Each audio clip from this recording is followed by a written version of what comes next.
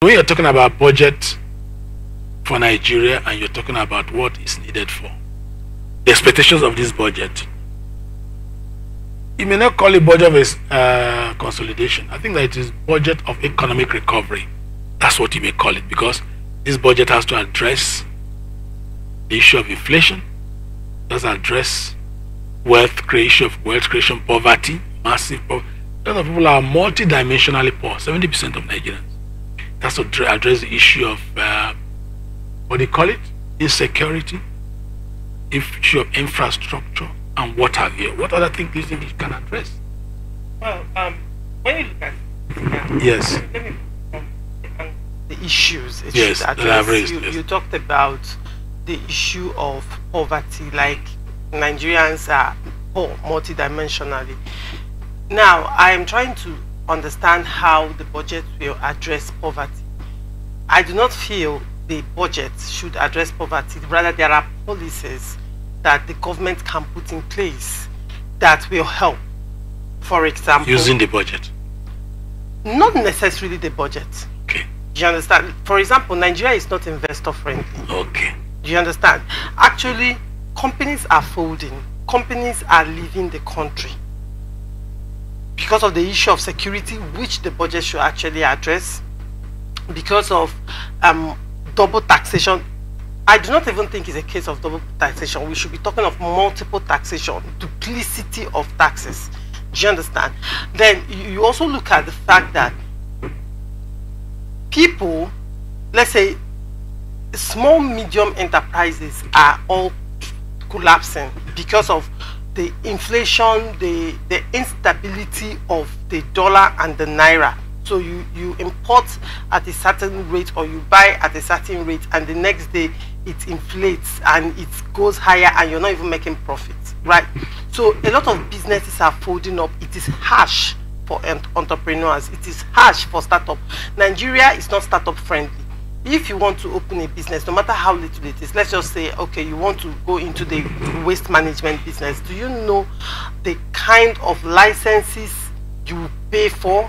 Apart from licenses, so you're talking about ease of doing business. The ease of doing business. If government can come up with policies around that, I think outside the budget it will address that, and people will even get employed. However, when you look at the deficit, of course, that is where I am concerned, because already Nigeria is neck deep in debt, and we have borrowed so much. Every government inherits huge sum to pay off, and right now we are moving from millions to whooping trillions, right? That's a lot. I can also understand that because of the inflation.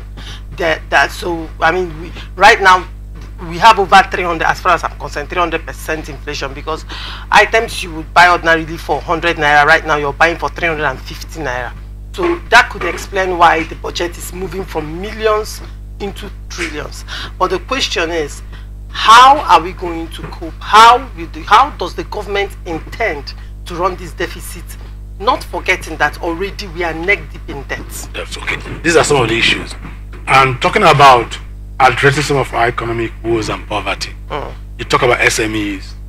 The budget can talk about SME financing, grants, and all that. Yes, microfinancing and all that.